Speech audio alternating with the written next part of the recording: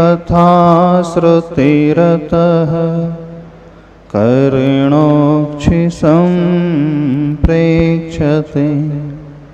सस्तत्यां व्यसनं शिरोनति परं सेवे दृश्येन ते तेजस्वी सुजनोऽहमेव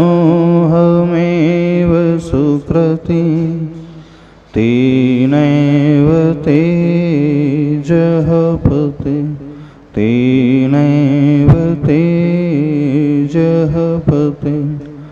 देवादिदेव अतिशयकारी श्री शांतिनाथ भगवान की, देवादिदेव कुंडलपुर के बड़े बाबा की, संत श्रोमणी आचार्य भगवान गुरुदेव श्री विद्यासागर जी महाराज की, पूज्य आचार्य श्री समय सागर जी महाराज की, पूज्य मुनि श्री अजित सागर जी महाराज की, परम निर्यापक श्रवण 108 श्री वीर सागर जी महामनी राज जी की। गढ़ा कोटा नगरी प्रथम बार यहाँ पर आना हुआ, नाम बहुत सुना था। मुनि श्री अजित सागर महाराज जी इसी गढ़ा कोटा के हैं? अच्छा, और भी मुनि महाराज हुए हैं और एलक भी हुए हैं। अच्छा, बहुत सारे त्यागी व्रती इस क्षेत्र से हुए। आचार्य भगवान का आगमन हुआ है यहाँ पर कई बार। अच्छा, तो कई बार जहाँ गुरुदेव के चरण पड़े हैं तो वह क्षेत्र तो अपने आप में तीर्थ जैसा ही हो जाता है।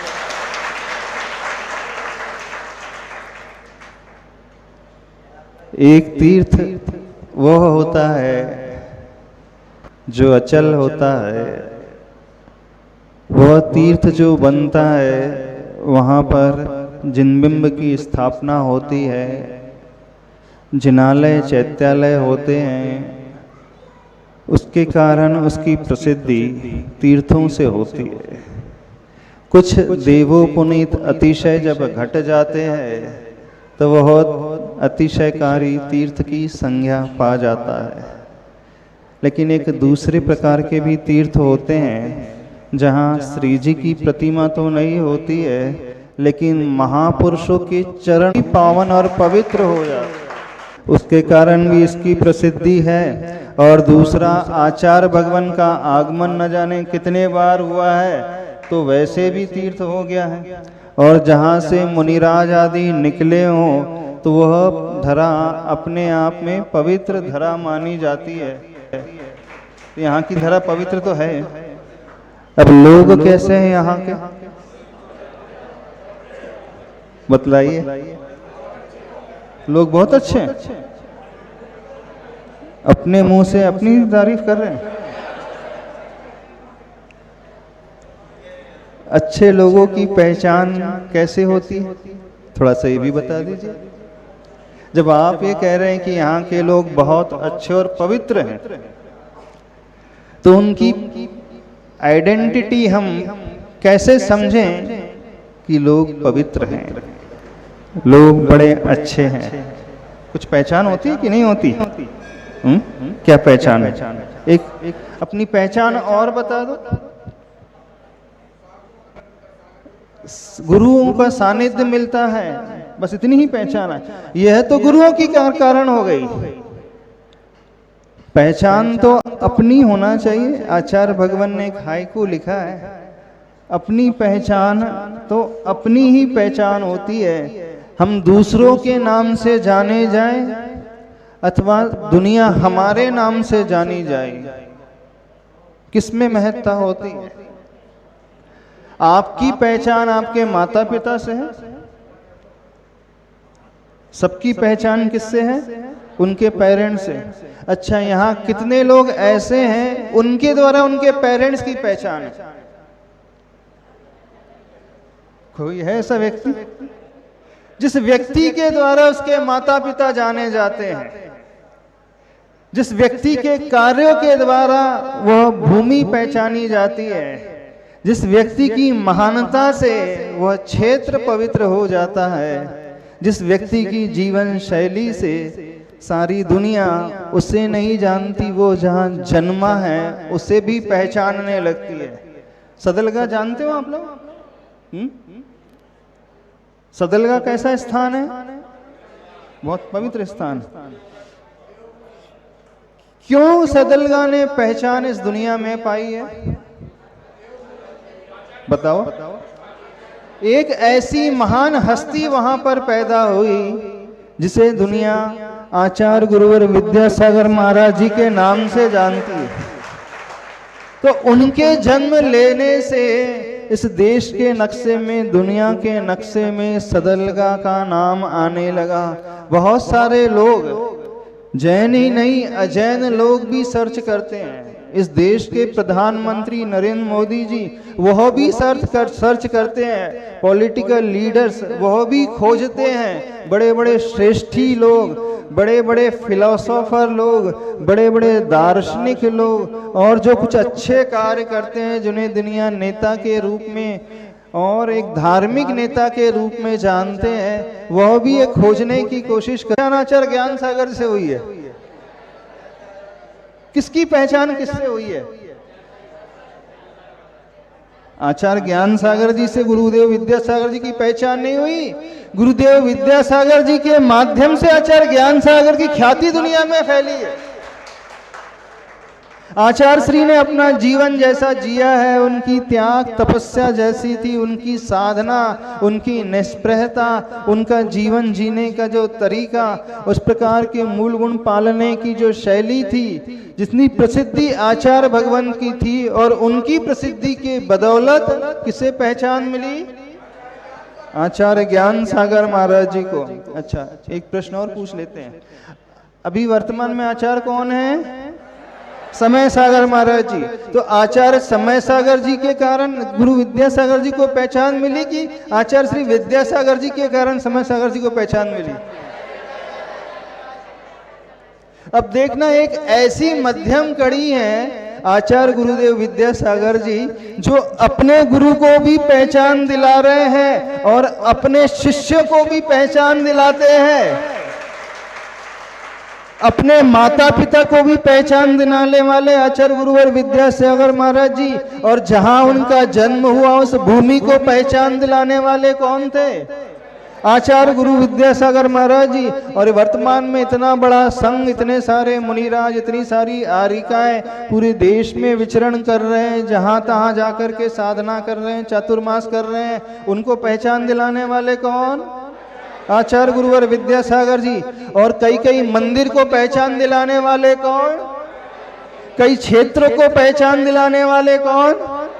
अमरकंटक को पहचान दिलाने वाले, भाग्योदय को पहचान दिलाने वाले, सिद्धोदय को पहचान दिलाने वाले, दयोदय को पहचान दिलाने वाले, और कितने सारे क्षेत्र हैं। शांतिनाथ भगवान का क्षेत्र है बीनावारा, शांतिनाथ भगवान का क्षेत्र है रामटेक जी, चंद्रपुर भगवान का क्षेत्र है चंद्रगिरी, और ना जाने कितने सारे ऐसे क्षेत्र हैं। भले ही वो क्षेत्र बने, उन क्षेत्रों में बड़े बड़े जिनालय, पाषाण के जिनालय बनकर के तैयार हैं। उन जिनालयों में आदिनाथ भगवान की प्रतिमा है, 24 तीर्थंकर भगवान की प्रतिमा है, लेकिन क्षेत्रों का परिचय यदि किसी से है तो भगवान से है कि आचार्य श्री से? थोड़ा सा आपसे पूछ रहे,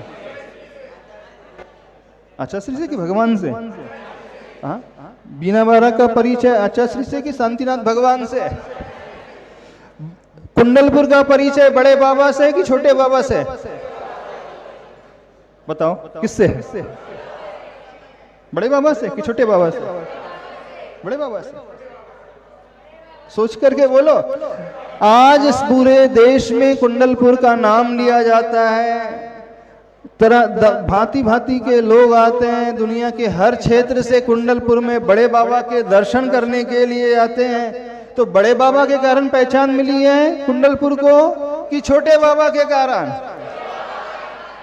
बड़े बाबा, छोटे बाबा। तो बड़ा कौन है, बड़े बाबा कि छोटे बाबा? तो फिर पहचान दिलाने किसने है? छोटे बाबा ने पहचान दिलाई। गलत तो नहीं बोल रहे आप लोग? अरे बड़े बाबा ने पहचान दिलाई, उनको हम पूजते हैं, उनके चरणों में हम झुकते हैं, उनके चरणों में सारा संघ झुकता है, और यहाँ तक कि आचार्य भगवान की उनके चरणों में झुकते हैं। तो बड़े कौन है? बड़े बाबा कि छोटे बाबा? बड़े बताओ, बड़े कौन है? महान कौन है? बड़े बाबा कि छोटे बाबा? कुछ लोग बड़े बाबा बोल रहे हैं, कुछ लोग छोटे बाबा बोल रहे हैं। बड़े कौन है? अच्छा, अरियन परमेष्ठी बड़े होते कि आचार्य परमेष्ठी बड़े होते? तो फिर बड़े कौन, बड़े बाबा कि छोटे बाबा? बताओ। हाँ, यदि पद के अनुसार देखें तो प्रथम पद में तो बड़े बाबा आते हैं, लेकिन जब हम प्रसिद्धि के अनुसार देखें, पहचान दिलाने की बात हम खोजे, तो उन्हें पहचान किसी ने दिलाई है? छोटे बाबा ने। तो दुनिया में कुछ ऐसी महान आत्माएं हो जाती हैं जिनके जन्म लेते ही उनके चारों तरफ के वातावरण को पहचान मिलने लगती है, उनके साथ जो रहता है उन लोगों को पहचान मिलने लगती है, जिन्हें वो दीक्षित करते हैं उन्हें पहचान मिलने लगती है, जिनसे वे दीक्षित हुए उन गुरु से पहचान मिलने लगती है। और तो और भगवान को भी पहचान किससे मिल रही है? छोटे बाबा से मिल रही है। बड़े बाबा तो आचार्य श्री के पहले भी थे कि नहीं थे? थे ना पहले। जब 1975 में आचार्य भगवान आए, उससे पूर्व भी बड़े बाबा थे। बड़े बाबा की प्रतिमा कितनी पुरानी है? सैकड़ों वर्ष पुरानी है। लेकिन आचार्य भगवान के आने के पूर्व कितने लोग बड़े बाबा के दर्शन करने जाते थे? कितने लोग जाते थे? कितने लोग उन्हें पहचानते थे? उंगलियों में अपन गिन सकते हैं। चंद लोग ही ऐसे हैं जो बड़े बाबा को पहचानते थे, बड़े बाबा की महिमा को जानते थे। बड़े बाबा ऐसे हैं जिनके दर्शन मात्र से हमारे पाप नष्ट हो जाते हैं, हमारे कष्ट धुल जाते हैं। लेकिन वो तो है, लेकिन उन्हें उस स्थान में यदि किसी ने पहुंचाया है तो वो छोटे बाबा ने पहुंचाया, आचार्य भगवान ने पहुंचाया है। तो देखिए, हम ये कह रहे थे, हर व्यक्ति इस दुनिया में माँ बाप से पहचाना जाता है ना? हर व्यक्ति अपनी पहचान अपने जन्म स्थान से पाता है कि इसका जन्म इस नगर में हुआ, इस गांव में हुआ। दुनिया में प्राय हर व्यक्ति, उसकी आइडेंटिटी इन्हीं से होती है। लेकिन कुछ ऐसे विरले जीव होते हैं जो महानता की श्रेणी को चढ़ने वाले होते हैं, जिन्होंने बहुत ऊंचाइयों को छुआ है। उनका जीवन इस प्रकार का हो जाता है कि उनके माध्यम से सबको पहचान मिलने लगती है। यदि हमें कोई ऐसा व्यक्ति मिल जाए तो समझना उनसे महान व्यक्ति इस दुनिया में नहीं है, वो सबसे ऊंचाइयों पर बैठा हुआ व्यक्तित्व है। अपने आप में वो साधारण व्यक्ति नहीं है, बहुत विशेषता को लिए हुए व्यक्ति है। ऐसा व्यक्ति हजारों वर्ष बीत जाते हैं, कई शताब्दियां और कई सहस्राब्दियां बीत जाती है, तब कहीं जाकर के जन्म लेता है। अरे सामान्य रूप से जन्म लेने वाले तो बहुत होते हैं, अनंत होते हैं, लेकिन विशेषता को रखने वाले कौन होते हैं? बड़े भक्तामर में एक श्लोक आता है ना, पूर्व दिशा ही पूर्ण प्रतापी जिनकर को जनने वाली। यानी कुछ ऐसे लोग होते हैं, उनके माध्यम से सबकी पहचान हो जाती है। तो हम यही पूछना चाह रहे हैं, गढ़ाकोटा में ऐसे कितने लोग हैं जिनके जीवन जीने के ढंग से, जिनकी जीवन शैली से, जिनके चरित्र से, जिनके आचरण से, जिनके रहन सहन के ढंग से, जिनके धर्म करने की विधि से, जिनके दान देने के तरीके से, उनकी पहचान, उनके परिवार की पहचान होती है। हम यही तो जानना चाहते हैं। यहाँ पर कोई बैठे यहाँ पे? बताओ। क्योंकि आप ही कह रहे थे महाराज जी यहाँ के लोग बहुत महान हैं, बहुत अच्छे हैं, बहुत पवित्र हैं। तो हम समझना तो चाह रहे हैं पवित्रता की पहचान आपकी दृष्टि में क्या है? हाँ हाँ, अरे आपने कुछ ऐसा कार्य किया अपनी लाइफ में जिससे आपके माँ बाप पहचाने गए? हम उस व्यक्ति को देखना चाहते हैं, उस बालिका को देखना चाहते हैं, उस माँ को देखना चाहते हैं, उस पिता को देखना चाहते हैं, उस पुत्र को देखना चाहते हैं, उस श्रावक अथवा श्राविका को देखना चाहते हैं जिसके माध्यम से गड़ाकोटा की पहचान हो रही है। कौन है? कोई भी नहीं। यहां बैठोगे कोई भी नहीं। फिर क्या किया अपने लाइफ में? आपने क्या कार्य किया अपने जीवन में? जीवन इस प्रकार से जीना सीखो। ध्यान से सुनो हम क्या कह रहे हैं। सभी लोग अपने अपने भीतर झांक करके देखें, अपने पास्ट को देखने की कोशिश करें। जो जीवन आज तक आप लोगों ने जिया है, जो कार्य आज तक आप लोगों ने अपने जीवन में किए हैं, क्या कोई ऐसा कार्य आप गिना सकते हो कि जो आपके लाइफ की सबसे बड़ी उपलब्धि हो, वो आपके जीवन का सबसे बड़ा अचीवमेंट?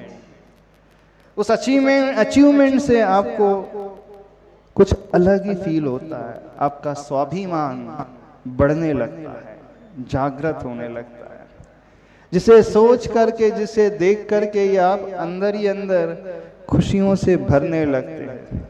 अंदर ही अंदर आप सोचने लगते हैं, नहीं ये मेरे जीवन का सबसे बढ़िया काम है। कोई ऐसा कोई कार्य किया आपने अपने जीवन में अभी तक? ऐसा कोई भी कार्य है, धर्म के क्षेत्र का हो, सामाजिक उत्थान के क्षेत्र का हो, पढ़ाई के क्षेत्र का हो, बिजनेस के क्षेत्र का हो, नहीं, स्वार्थ के लिए नहीं कह रहे हैं, आपके उस कार्य के द्वारा कोई और भी प्रभावित हुआ, आपके उस कार्य से किसी को जीवन मिला, आपके उस कार्य से कोई मरता हुआ हो वो उठ गया हो, आपके उस कार्य से जो आत्महत्या करने जा रहा हो लेकिन उसे जीने की एक दिशा मिल गई हो, आपके उस कार्य से जो बीमार था वो स्वस्थ हो गया हो, आपके उस कार्य से जो गिर रहा था वो उठ करके खड़ा हो गया हो, न केवल खड़ा हो गया हो बल्कि वह चलने लगा हो, दौड़ने लगा हो, आपके उस कार्य से लोग मंदिर में आने लगे हों, आपके उस कार्य से लोग अभिषेक पूजन करने लगे हों, आपके उस कार्य को देख करके लोग शांति धारा करने लगे हों, आपके उस कार्य को देख करके लोग दान देने लगे हों, आपके उस कार्य को देख करके लोग धार्मिक बन गए हों, आपके उस कार्य को देख करके लोगों ने पापों का त्याग कर दिया हो, आपके उस कार्य को देख करके लोगों का जीवन सुधर गया हो। है कुछ ऐसा? गड़ाकोटा में ऐसे लोग हैं? हम पूछना चाहते हैं।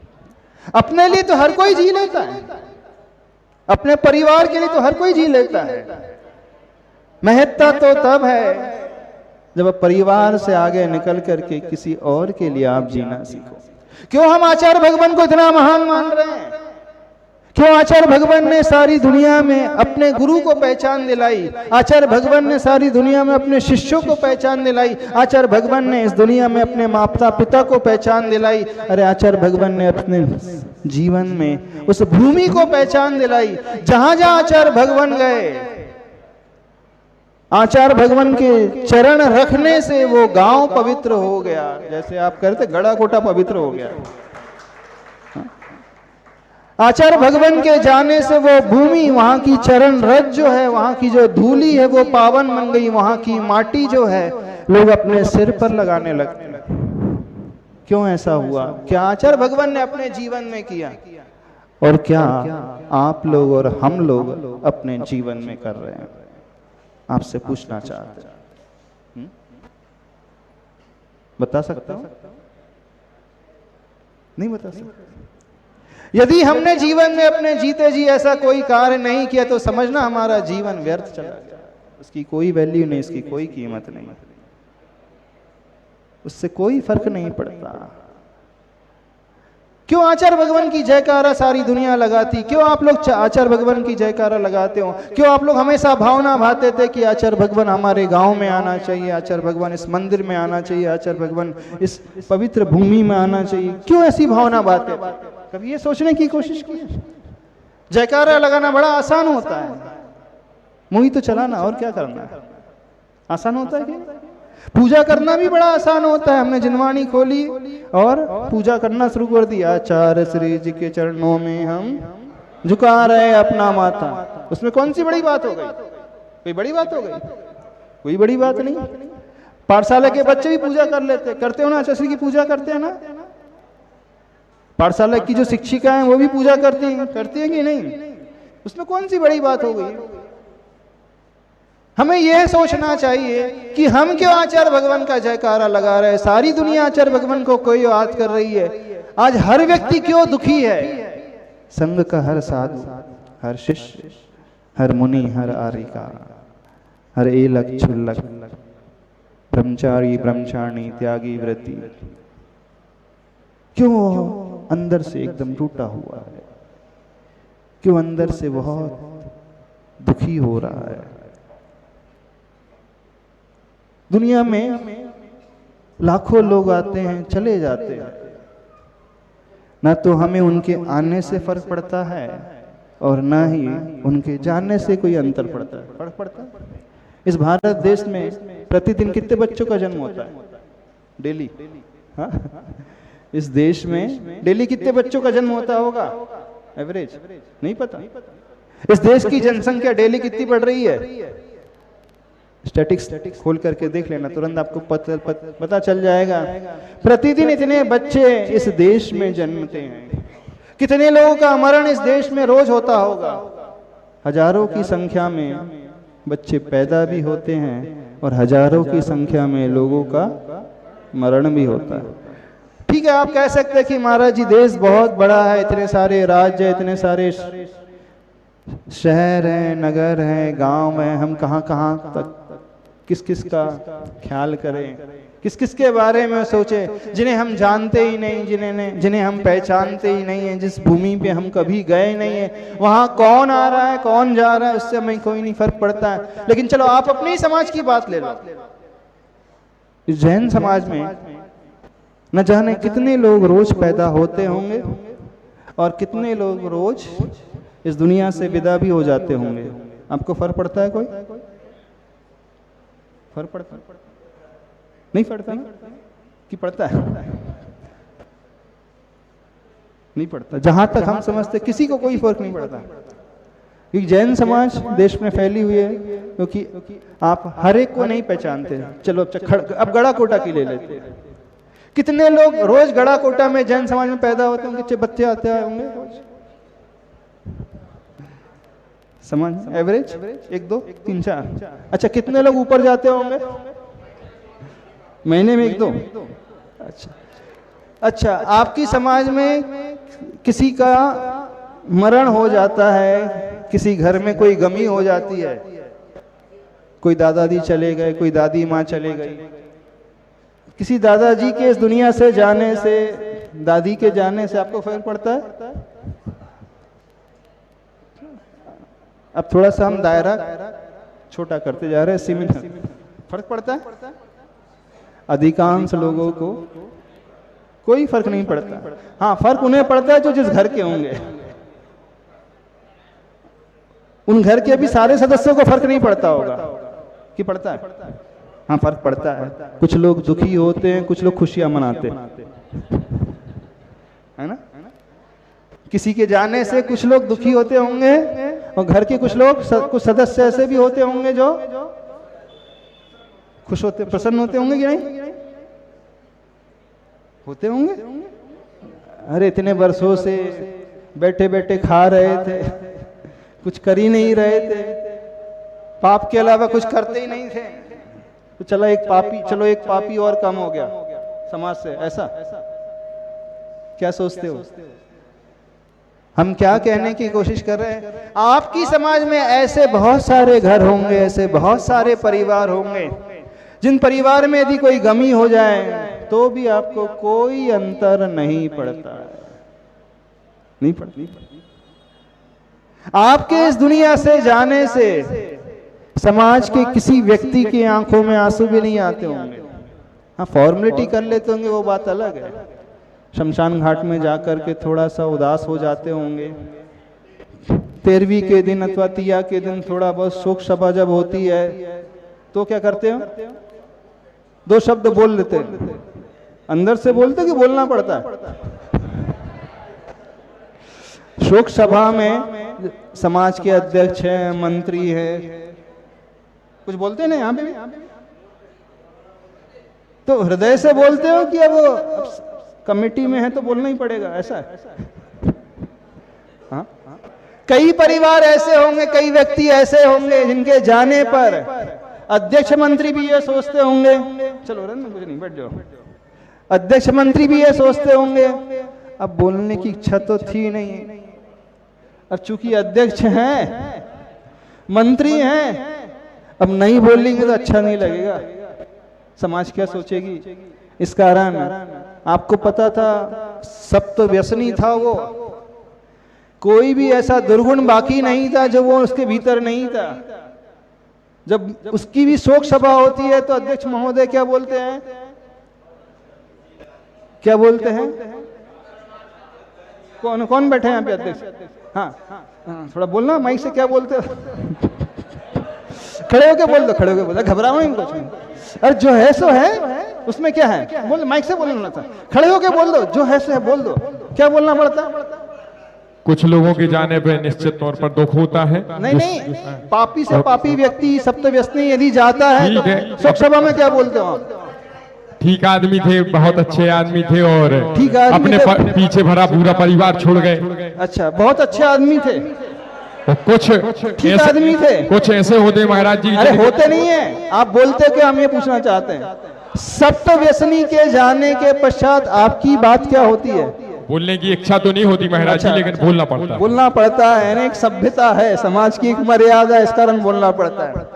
तो आपको क्या लगता है आपके मरने पे दुनिया क्या बोलेगी? आपसे मतलब आपको नहीं बोल रहे हैं अध्यक्ष जी, आप घबराना नहीं बिल्कुल। सबसे कह रहे हैं जब आपकी शोक सभा होगी तो सच में लोग अंदर से, हृदय से क्या बोलेंगे? क्या बोलेंगे? आज का होमवर्क दे रहे हैं, सभी लोग ये सोच करके आना, मेरी शोक सभा में समाज के लोग क्या कहेंगे? हृदय से क्या कहेंगे? अध्यक्ष मंत्री की बात नहीं कर रहे हैं, जो अध्यक्ष मंत्री की पोस्ट में नहीं है, जो सामान्य व्यक्ति है वो क्या कहेगा? बहुत अच्छा आदमी था कि चलो अच्छा हुआ एक पापी और कम हो गया दुनिया से। क्या बोलेगा वो? एक पापी और कम हो गया। हाँ, कुछ लोग होते हैं न्यूट्रल होते हैं, वो ज्यादा पाप भी नहीं करते हैं और साथ में किसी के लिए कुछ करते भी नहीं। उनका जीना नहीं जीना समाज को कोई फर्क ही नहीं पड़ता है। कुछ लोग नहीं, बहुतायत लोग ऐसे ही होते हैं, जीते हैं नो डाउट, बहुत अच्छे से जीते हैं, धार्मिकता का बाना पहने हुए जीते हैं, धर्म भी करते हैं, अभिषेक भी करते हैं, दुकानदारी भी करते हैं, पैसा भी कमाते हैं, सुविधाएं भी जुटाते हैं, लेकिन उन्होंने जो किया सिर्फ अपने बाल बच्चों के लिए किया,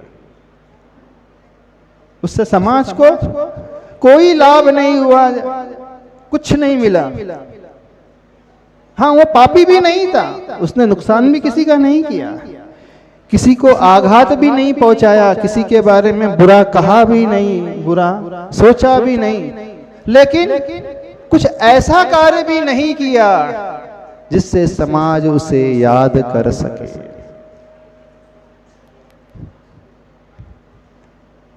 आप बताना आपकी क्या स्थिति है? एक बहुत अच्छा कोटेशन आता है, Who will cry when you die? क्या कहा हमने? एक बुक का ही ये टाइटल है, Who will cry when you die? जब आप मरोगे कौन इस दुनिया में रोएगा। When you were born, you cried, while the whole world rejoiced. Live your life in such a way. When you die, you smile, you rejoice, and whole world cries. क्या कहा? समझ में आया? जब आपका जन्म हुआ तो आप रोए थे, सारी दुनिया हंसी थी। जीवन की कुछ इस प्रकार से जियो, जब इस दुनिया से आप जाओ तो आप मुस्कुराते हुए जाओ और सबकी आंख में आंसू होए। आचार्य भगवान के जाने के पश्चात हर व्यक्ति की आंख में आंसू। जैन ही नहीं, अजैन ही नहीं, एक सामान्य व्यक्ति ही नहीं, इस देश के प्रधानमंत्री नरेंद्र मोदी जी की आंखों में भी आंसू थे कि नहीं? थे कि नहीं? बड़े बड़े नेता, बड़े बड़े अभिनेता, बड़े बड़े पॉलिटिशियंस, बड़े बड़े श्रेष्ठी, इंडस्ट्रियलिस्ट, उनकी आंखों में भी एक प्रकार का ऐसा माहौल था, गम का माहौल था। क्यों आज सारी दुनिया उन्हें याद करती है? क्या उन्होंने अपने जीवन में ऐसा किया जिसके द्वारा सबको पहचान मिली? हम यहां पर आए, कौन आए हैं? आज हम यहां पर आए, कौन आए? आप लोग क्यों सुनने के लिए आए हो? मुनि वीर सागर जी आए? नहीं, गलत बात। आप लोग इसलिए आए हो कि आचार्य गुरु और विद्यासागर महाराज जी के शिष्य यहां पर आए, इसके लिए आए हो आप लोग।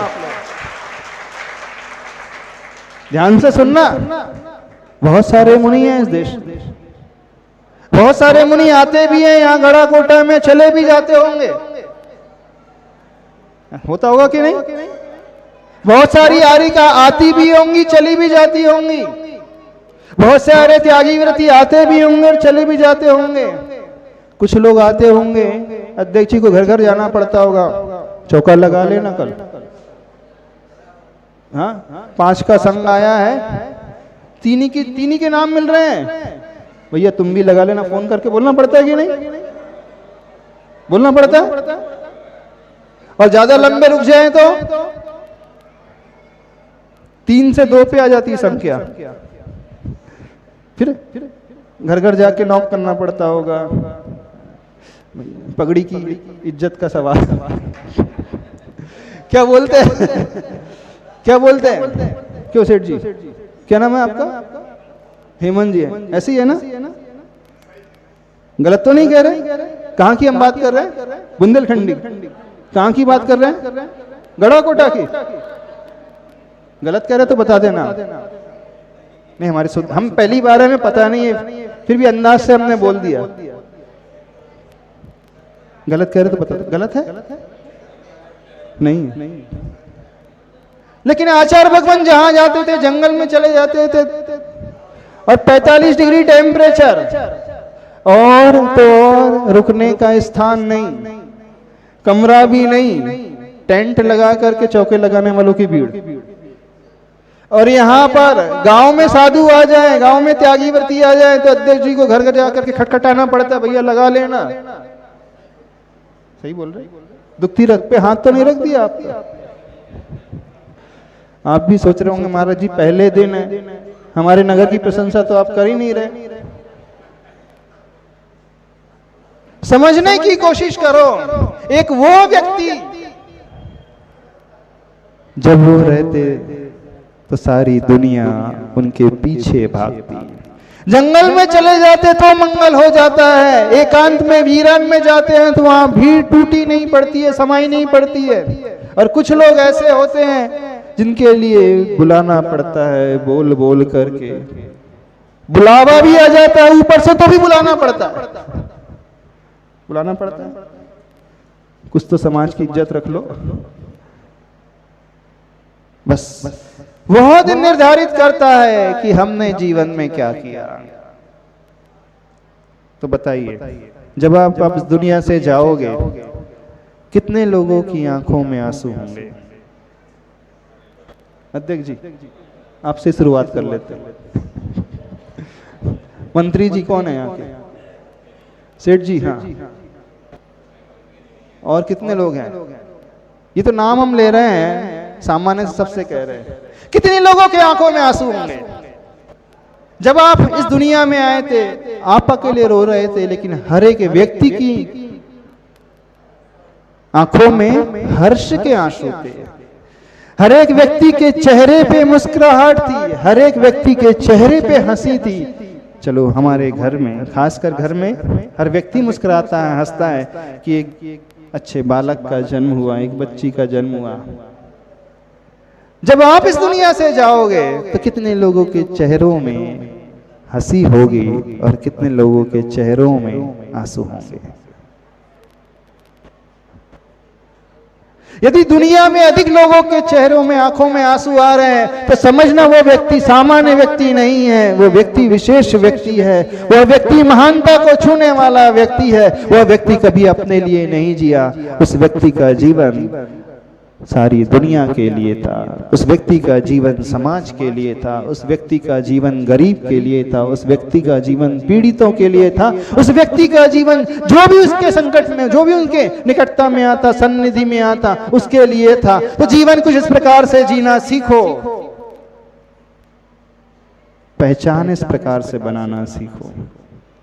आप कह रहे थे यहाँ के लोग बहुत अच्छे हैं, कितने अच्छे हैं, वही तो हम जानना चाह रहे हैं। कितने लोगों की आंखों में आंसू होंगे? आचार्य भगवान ने अपने हर कार्यों से सबको पहचान दिलाई। जो जो आचार्य भगवान के चरणों से जुड़ गया, यहां तक कि जड़ वस्तु भी आचार्य भगवान के चरणों को छू करके पुनीत पावन हो जाती है। रज कण भी, मिट्टी भी, धूल भी उनके चरणों को छू करके पुनीत हो जाती है। सारे लोग आचार्य भगवान के चरण रज को अपने माथे पे लगाते थे कि जहां आचार्य भगवान निकल जाते थे, महिलाएं मगर जो चरण चिन्ह को देती थी और माथे में लगा लेती थी। इतना ही नहीं, आचार्य भगवान जिस सिंहासन में बैठते थे, भक्ति करने के पश्चात सिंहासन से उठ के जाते थे तो सारी महिलाएं उस सिंहासन को छूती थी। और पसीना हो तो पसीना भी अपने माथे पे लगाती थी। अच्छा, आपका पसीना आपकी पत्नी लगाती है अपने माथे पे? तो दूसरों की बात नहीं कर रहे, घर की बात कर रहे। आपकी धर्म पत्नी आपका पसीना लगा ले? आपकी पत्नी है ना, धर्म पत्नी है ना वो।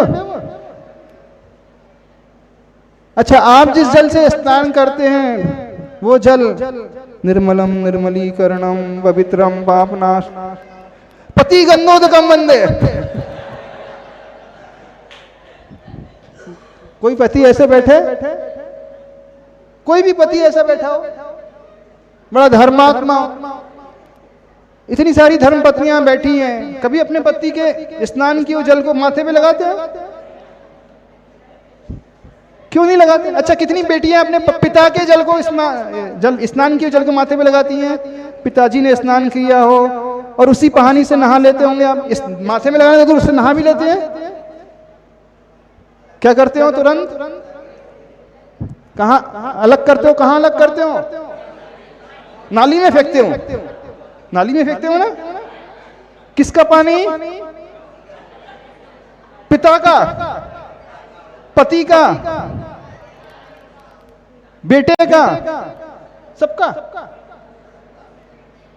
क्यों फेंक देते? क्यों फेंक देते? वो गंदा हो जाता है। अच्छा, आपके छूने से जल जो है गंदा हो जाता है, और आचार्य भगवान जिस जल में पैर डाल ले तो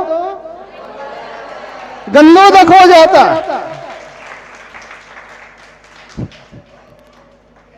तो आपका जीवन ऐसा कैसा है? हम यही तो पूछना चाहते हैं। हाँ? चलो सारी दुनिया छोड़ दो, सारी समाज के लोगों को छोड़ दो, अपने घर को ही ले लो। कुछ ऐसा तो कार्य करो कि आपका पसीना, अच्छा माँ का पसीना लगा ले। एक और बात रह गई, नहीं क्यों नहीं? वो तो माँ है, वो तो पिता है, उनका भी नहीं, उनका भी नहीं लगा। तो क्या माँ से प्रेम नहीं करते आप लोग? हाँ, पति से प्रेम नहीं करते, बच्चों को नहीं चाहते, पिता को नहीं चाहते, तो फिर क्यों नहीं लगाते? कारण सिर्फ हम जानना चाह रहे हैं।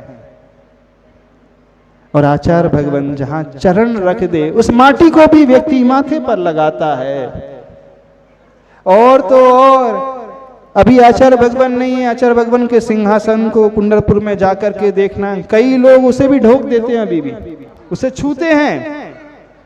आचार्य भगवान को गए हुए कितने महीने हो गए? 3 महीने, 4, 3.5 महीने हो गए।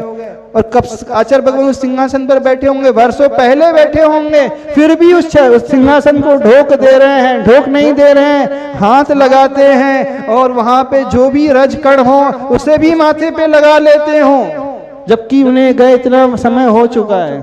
क्यों आखिर ऐसा? बतलाइए, आखिर ऐसा क्यों? वो सभी लोगों से सिर्फ इतना कहना चाहते हैं, खासकर गड़ा कोटा वालों, क्योंकि आपने कहा कि यहाँ के लोग पवित्र हैं। हूँ पवित्र? अब थोड़ा सा सही बता दो। अच्छे?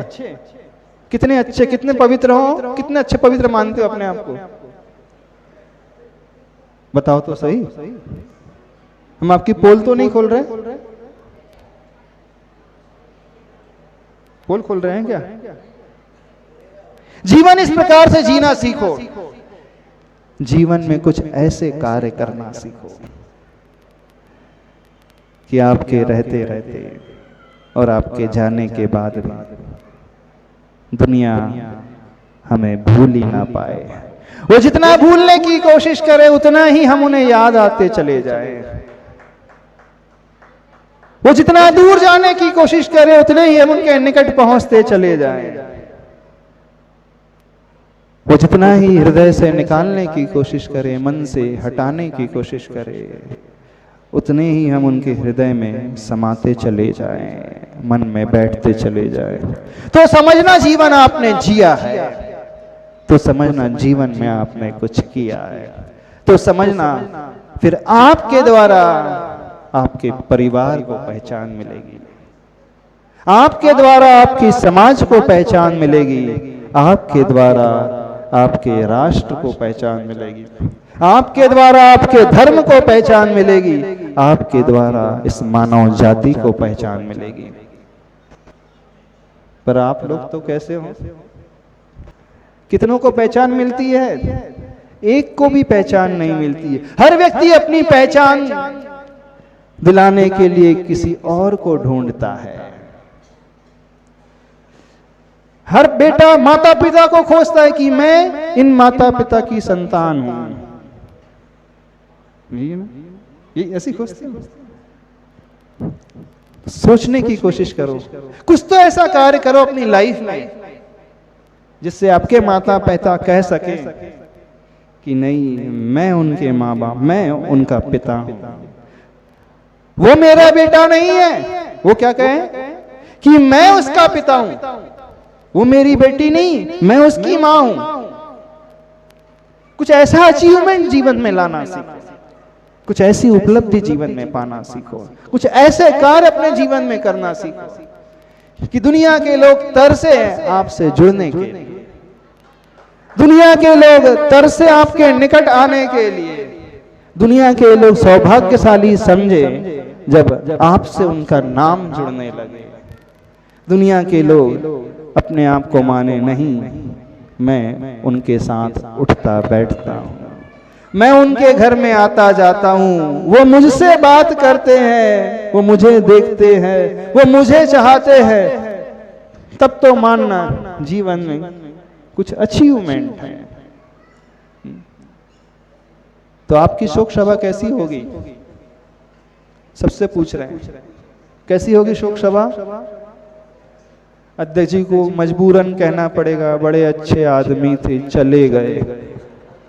हाँ, अब अंदर से कहना तो नहीं चाह रहे हैं, अब लेकिन एक सभ्यता रहती है, समाज की मर्यादा रहती है, क्योंकि पापी की फोटो के आगे भी क्या लिखा जाता है?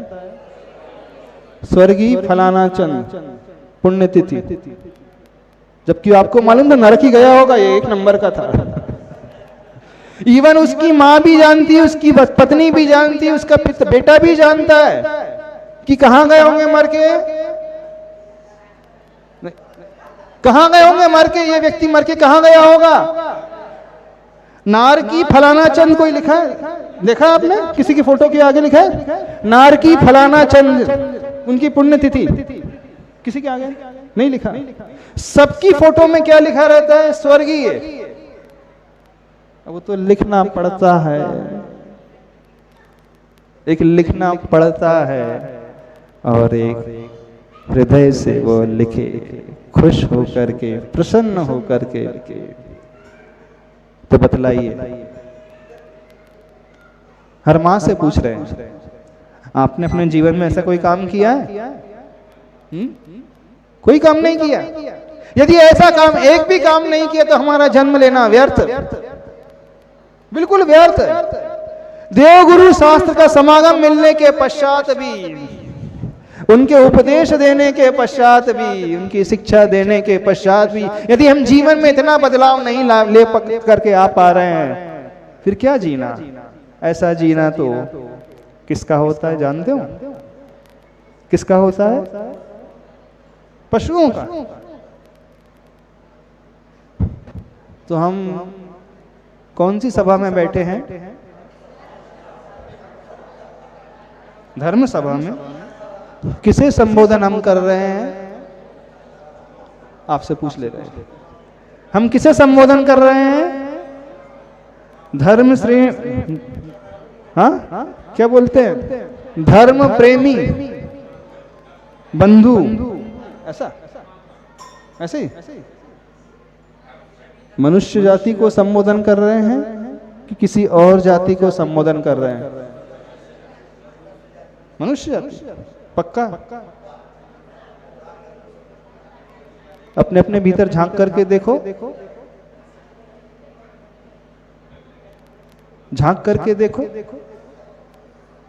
कि सच्चा मनुष्य, सच्चा जैन श्रावण, सच्चा व्यक्ति वो होता है जो अपने साथ साथ दूसरों के लिए जीना जानता है, जो अपने साथ साथ दूसरों के लिए कुछ करना जानता है। हम नहीं कहते कि हर व्यक्ति आचार्य विद्यासागर जी बन सकता है, हमें भी पता है आचार्य श्री जैसा तो हर एक कोई व्यक्ति भी नहीं बन पाएगा। इवन आचार्य श्री के जितने शिष्य हैं, जितनी शिष्याएं हैं, पूरा समुदाय एक तराजू की एक पालड़ी में रख दें और आचार्य श्री को एक पालड़ी में रख दें, तो सारे शिष्य, सारी शिष्याएं मिलकर के भी उनकी रज की, चरण रज की एक कण को भी नहीं छू पाएंगे। आचार्य श्री को एक पालड़ी में रख दें और पूरा शिष्य समुदाय एक पालड़ी में आ जाए तो भी कम नहीं है, उनका करोड़वा हिस्सा भी नहीं हो सकता है, अरबवा असंख्यातवा हिस्सा भी नहीं हो सकता। ये तो जानते हैं, हर व्यक्ति उन ऊंचाइयों को छू नहीं सकता। ठीक है, हम सारी दुनिया को प्रभावित नहीं कर सकते, सारी दुनिया हमें रोल मॉडल स्वीकार करे, नॉट नेसेसरी। सारी दुनिया हमें स्वीकार ले, नहीं हो सकता। सारा जैन समाज हमें स्वीकार कर ले, ये भी संभव नहीं। पूरा नगर हमें स्वीकार कर ले, नहीं भी संभव नहीं। नगर की जैन समाज स्वीकार कर ले, एक कॉलोनी में जितने घर हैं सारे स्वीकार कर ले, उतने भी नहीं। अपने घर के सारे लोग स्वीकार कर ले, उतने हैं कि वो भी नहीं है, वो भी नहीं होंगे शायद। हाँ, एक तो चाहता होगा लेकिन दूसरा नहीं चाहता होगा। देखना क्या जीवन हमने जिया। अच्छाइयां तब आती है, पवित्रता तब पैदा होती है जिसके छूने से हम पवित्र हो जाएं। आचार्य भगवान के छूने से जल पवित्र हो जाता है, आचार्य भगवान के छूने से जड़ वस्तु पवित्र हो जाती है, आचार्य भगवान के चरणों के छूने से मनुष्य पवित्र हो जाता है, आचार्य भगवान के चरण चिन्हों को छूने से एक श्रावक पवित्र हो जाता है, आचार्य भगवान के चरणों के निकट आने से उनका शिष्य पवित्र हो जाता है। क्या चेतन क्या अचेतन, हर द्रव्य पवित्र हो जाता है। लेकिन हम ऐसे हैं कि जो हमें छू लेता है वो क्या हो जाता है? क्या हो जाता है? अपवित्र हो जाता है? नहीं, अपवित्र शब्द अच्छा नहीं लग रहा है, गंदा शब्द अच्छा लग रहा है। अपवित्र शब्द थोड़ा साहित्यिक वर्ड हो जाता है, वो उसमें भाव नहीं आते हैं। हाँ, आपको छूने से क्या जल पवित्र हुआ? गंदा हुआ। रोटी आपने खाई, पवित्र हुई? जिस रोटी को आपने खाया उसके माध्यम से जो एनर्जी जनरेट हुई, उस एनर्जी का आपने सदुपयोग किया कि मिसयूज किया? रोटी आपने खाई, अन्न आपने खाया, फल आपने खाया, दूध आपने पिया, सारा भोजन आपने किया। आपने उस भोजन को करने के पश्चात जो भी ऊर्जा को पैदा किया, उस ऊर्जा का आपने सही उपयोग किया कि दुरुपयोग किया? हम इसे जानना चाहते हैं। यदि हम अन्न को खा करके उसका सदुपयोग कर रहे हैं तो समझना वो अन्न पवित्र हो जाएगा। यदि स्नान करके हम स्नान करने के पश्चात इस पर्याय का सदुपयोग कर रहे हैं तो वो जल पवित्र हो जाएगा। आचार्य भगवान को छू करके जल गंधोदक इस कारण बनता है। किस कारण बनता है? शरीर तो आपका भी वैसा ही है, शरीर तो आचार्य भगवान का भी एक जैसा ही ना, औदारिक शरीर है। आपके शरीर में भी पसीना आता है, उनके शरीर में भी पसीना आता है। आपके शरीर के से भी 9 द्वार हैं जहां मल बहता है, उनके शरीर के 9 द्वार से भी मल बहता है। शरीर में कोई अंतर है? वही लाल रक्त है, वही खून का भी कलर है, वही मांस का कलर है, वही हड्डी का कलर है, वही मलमूत्र का कलर है। कोई अंतर है? यदि लैब टेस्ट में भेजे अपन, ब्लड सैंपल भेजे, यूरिन सैंपल भेजे, स्टूल सैंपल भेजे, हड्डी का सैंपल भेजे, स्किन का सैंपल भेजे, कोई ज्यादा अंतर नहीं आएगा। अच्छा, श्री की पूरी बॉडी की अपन टेस्टिंग करा ले और आपकी टेस्टिंग करा ले, ज्यादा डिफरेंस आएगा? नहीं आएगा। फिर क्या कारण है कि उनको छूकर जल पवित्र बन गया? स्वभाव तो सुचौकाए रत्नत्रय पवित्रते। जैसे ही रत्नत्रय उनके भीतर पैदा हो गया, गुण उनके भीतर पैदा होते ही जो जो उनके निकट आ जाता है वह अच्छा और पवित्र बन जाता है। और रत्नत्रय के अभाव में अच्छी से अच्छी वस्तु भी जो है वो गंदी हो जाती है। गंदी हो जाती है कि नहीं? गंदी हो जाती है। आप बादाम का हलवा खाओगे, क्या हो जाएगा? हलवा क्या हो जाएगा? आपने मुख में लिया और आपको वोमिट हो गई, उल्टी हो गई, फिर खा लोगे वही हलवा फिर से? अरे किसी दूसरे का झूठा थोड़ी था वो, स्वयं का झूठा हलवा बादाम का उल्टी आने के पश्चात मुख से निकल गया। कितने लोग खा लेंगे उसी बादाम के हलवा को? अब तो दूसरे से टच भी नहीं हुआ है, दूसरे ने उसे चखा भी नहीं, आपने स्वयं चखा था। यानी आपने स्वयं चखा और आप नहीं खाना चाह रहे। बड़ा विचित्र वातावरण लग रहा है, क्यों नहीं? और ऐसे मुनिराज होते हैं रिद्धि से संपन्न, उनका पसीना जो है वो औषध का कार्य करता है, उनका मल मूत्र जो है वो औषध का काम करते हैं, उनके चरण की धूल जो है वो दवाई का काम कर लेती है। ऐसे रिद्धिधारी मुनिराज होते हैं। उनका दांत का मल यदि हम छू लें तो हमें चर्म रोग हुआ है तो वह दूर हो जाता है। उनका मूत्र का स्पर्श की हुई, उनके मल से स्पर्श की हुई हवा यदि हमें टच कर ले तो यदि हमें कोई बीमारी है तो वो दूर हो जाती है। देखना, जिनका मलमूत्र भी पवित्र माना जाता है, जिनका पसीना भी पवित्र माना जाता है, चरण रज भी पवित्र मानी जाती है, मात्र गंधोदक की बात नहीं कर रहे। अब गंधोदक तो पवित्र है ही। शरीर का प्रत्येक अंगोपांग और अंगोपांग से निकला हुआ हर मल, नौदार से जितना मल निकलता है, प्रत्येक मल का कण भी जो है औषधि का काम करता है। तो समझना वो कितना महान व्यक्ति है। और एक तरफ आप हो, बादाम कलुआ खा करके फिर से उसे आज ट्राई करके देखना। अच्छा, उल्टी नहीं करना, उल्टी नहीं करना, एक बार मुख में लेना, फिर चम्मच से निकाल लेना, फिर करना। अब उल्टी तो नहीं हुई, अब वो एसिडिक फॉर्म में कन्वर्ट नहीं हुआ है, पित्त नहीं मिला है उसमें, सिर्फ आपका सलाइवा मिला है, आपने बादाम के हलवे को खाया और चबाया भी नहीं है और मुख से निकाल दिया, अब फिर से खा लोगे? अब तो खा लोगे कि नहीं खाओगे? क्यों? अब तो आपने चरवण भी नहीं किया, फिर भी नहीं खाओगे? हमारे झूठा हो गया, झूठा हो गया। देख लो अपनी अपनी औकात, देख लो अपनी अपनी पहचान कर लो। हाँ, तो गड़ा कोटा के लोग कैसे हैं? बोलिए। हाँ, आप ही कुछ बोल रहे थे, आपने सबसे पहले एक शब्द बोला था, क्या बोला था? यहाँ के लोग बड़े अच्छे हैं, पवित्र हैं। अब बताओ यहाँ के लोग कैसे हैं? अध्यक्ष महोदय बोलो तो सही, कैसे हैं? समय हो रहा है, हमको छोड़ना भी है। हाँ, यहाँ के लोग कैसे हैं?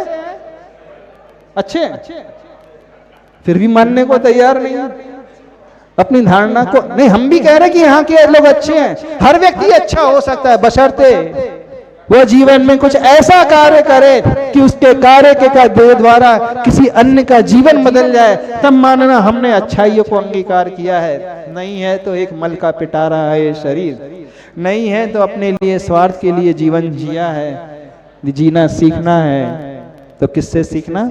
आचार्य भगवान से सीखना, जिनका जीवन अपने लिए नहीं, सारी मानव जाति के लिए नहीं, प्राणी मात्र के लिए जिनका जीवन था, जिनके रहते हुए मनुष्यों का कल्याण हुआ, जिनके रहते हुए कई लाखों गायों का कल्याण हुआ, जिनको अभयदान मिला, जिनके रहते हुए कई अजैनों के जीवन का उद्धार हो गया, जिनके रहते हुए जो उनके निकट आया उनका कल्याण हो गया।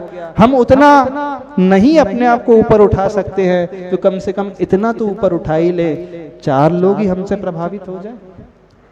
यदि आज तक जीवन ऐसा नहीं जिया है तो कल आप लोगों के सामने बहुत बड़ा मौका आ रहा है। शांतिनाथ भगवान के 3 कल्याणक का मौका आ रहा है। कल इस भावना से शांति धारा करना, इस भावना से महामस्तक अभिषेक करना, इस भावना से भगवान का गंधोदक बनाना कि नहीं भगवान, आज तक का मेरा जीवन तो व्यर्थ गया, लेकिन आज मैं संकल्प ले रहा हूं अपने जीवन को बदलूंगा और इस प्रकार से जीवन जीऊंगा कि कल किसी ना किसी को मेरे द्वारा मदद मिल सके। इतना ही कहना पर्याप्त समझते हैं। बोलिए आचार्य परमेष्टि गुरुदेव श्री विद्यासागर जी महाराज की।